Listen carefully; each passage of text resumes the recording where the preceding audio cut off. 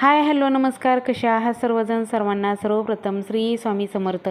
तर बघा, आता लग्नसराई चालू झालेली आहे आणि रोज कुठं ना कुठं लग्न असतं. नेहमी कुठली ना कुठली पत्रिका आलेली असते आणि लग्नाला तर जावं लागतं.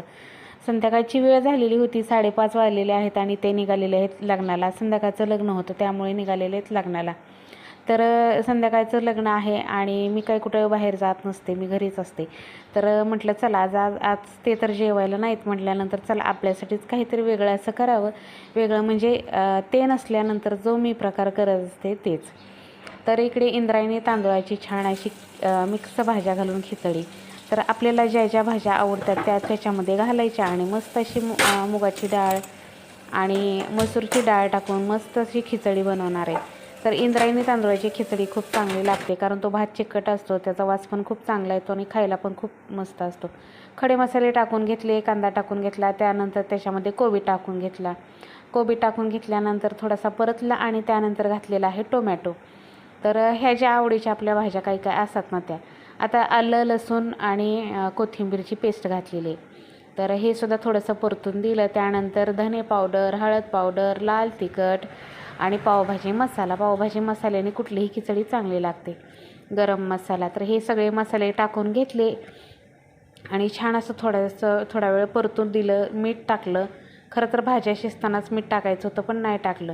त्यानंतर तांदूळ आणि डाळी जे मिक्स धुवून ठेवलं होतं तर ते सुद्धा टाकून घेतलं.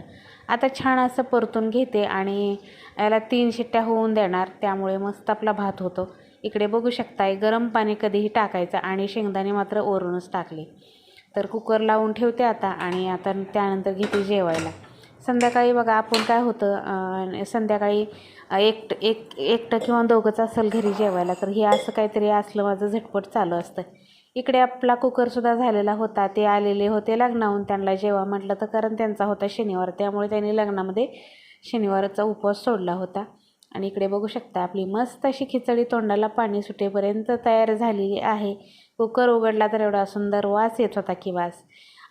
कधी एकदाचं जेवायला बसते असं झालं होतं. खायला तर दोघेजण आणि कुकर बघू शकताय, कुकर भरून भात झालेला आहे. पण संपून जाईल असं वाटलं होतं पण संपला नाही. इतका छान असा मस्त सुगंध सुटलेला होता. जेवायला तर बसले, मस्त असं ताट वाढून घेतलं, काकडी चिरून घेतली.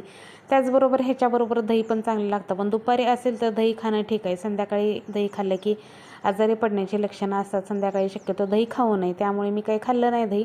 आणि मस्त अशी आपल्या आवडीची छान अशी खिचडी झालेली आहे तयार. या तुम्ही सुद्धा जेवायला. आणि व्हिडिओ कसा वाटला नक्की कमेंटमध्ये सांगा.